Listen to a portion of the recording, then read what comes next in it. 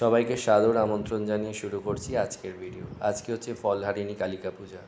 এখানে মায়ের ছোট যে মূর্তি, যাকে আমি স্নান করাই, তাকে আমি এখানে বসিয়ে নিয়েছি কাঁসার একটি পাত্রে। এখন অমাবস্যা অনেকক্ষণ আগেই পড়ে গেছে, এখন আমি মাকে মহা স্নান করিয়ে নেব।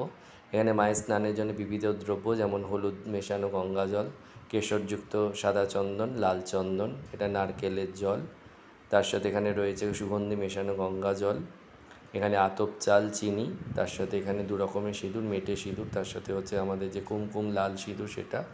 এই ছোটো স্টিল পিতলের পাত্রে নেওয়া আছে ঘি, আর এখানে নেওয়া আছে রক্তচন্দন, কর্পূর এবং গোলাপ জল মেশানো গঙ্গা জল। এখানে রয়েছে দুধের সাথে কেশর মেশানো, এখানে ডাবরের হানি রয়েছে, আর ওখানে একটি কাঁসার পাত্রের মধ্যে নারকেলের জল, আদা এবং মধু মিশিয়ে নিয়েছি, যেটা কিনা কারণ সম। আর এখানে আলাদা করে একটি স্টিলের পাত্রে নিয়ে নিয়েছি ডাবের জল, এটা হচ্ছে ডাবের জল। আর তার সাথে রাখা আছে আমুলের টক দই এবং মাকে মোছানোর জন্য গামছা।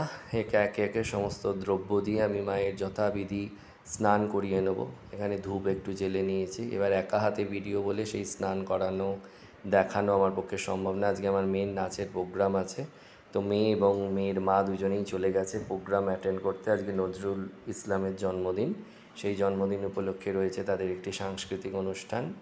তো এখানে মাকে স্নান করানোর পর বসিয়ে নিয়েছি। আর এখানে আমার মায়ের যে বড় মূর্তি মা শ্যামসুন্দরী, তাকে পদ্মফুল এবং 108টা বেলপাতার মালা দিয়ে সাজিয়ে নিয়েছি। বেলপাতার মালাটা বাড়িতেই বানিয়েছি মৌলি দিয়ে।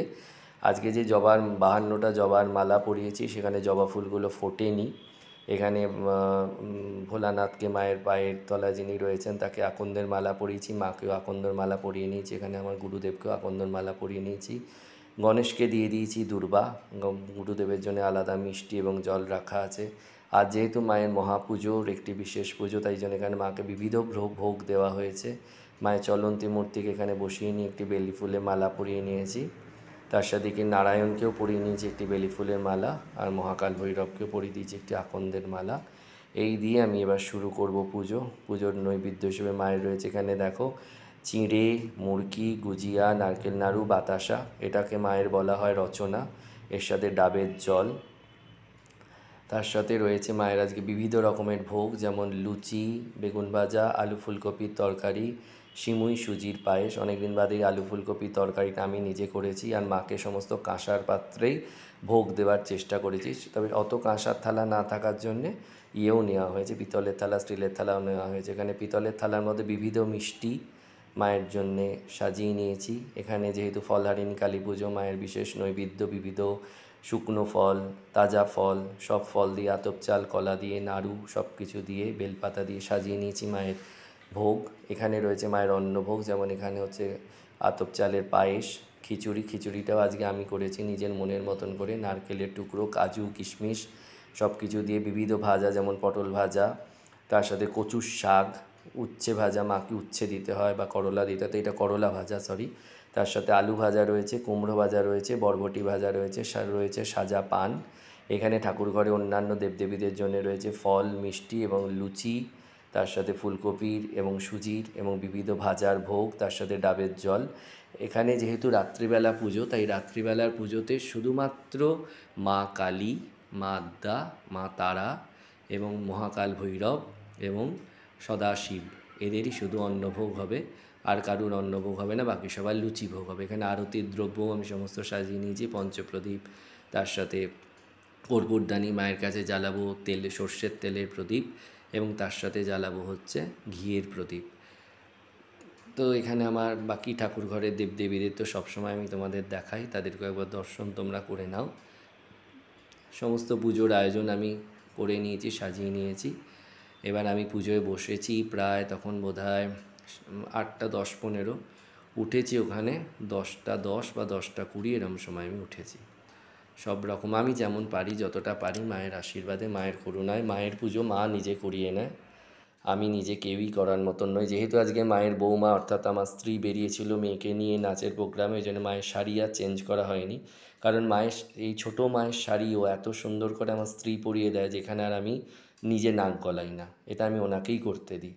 মা সন্তোষীকে আমি শাড়ি পরাই, কিন্তু মা কালীকে ও খুব সুন্দর করে ছোট করে শাড়িটা পরিয়ে দেয়। আর এই শাড়িগুলো তো অলরেডি রেডিমেড অবস্থাতে করেই দিয়েছে আমার স্টুডেন্টের মা। এখানে মা তারা শ্রীচরণ আমি নিয়ে নিয়েছি। এখন মা তারা শ্রীচরণ আমি গঙ্গা জল দিয়ে ধুয়ে, গোলাপ জল দিয়ে ধুয়ে, এখানে লাল চন্দন তার সাথে কেশরযুক্ত সাদা চন্দন দিয়ে মায়ের চরণ আমি সাজিয়ে নেব।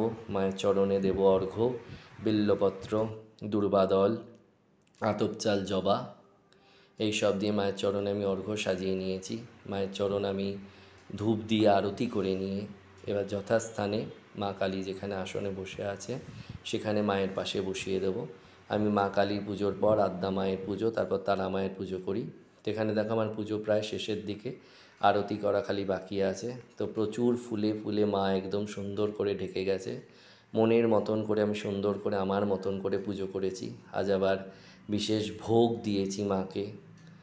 মা একদিকে অন্নভোগ, একদিকে লুচি ভোগ, একদিকে ফলের ভোগ, একদিকে মিষ্টির ভোগ, আর একদিকে হচ্ছে মানে চিঁড়ে মুরগির শুকনো ভোগ। বিবিধ ভোগ রাগ দিয়ে আমি আজকে মায়ের পুজো করেছি, কারণ 3টা অমাবস্যায় আমি মায়ের ভোগ নিবেদন করি। একটা দীপান্বিতা, একটা কৌশিকী, আর একটা ফলহারিণী। এবার আমার আরতি করা বাকি আছে।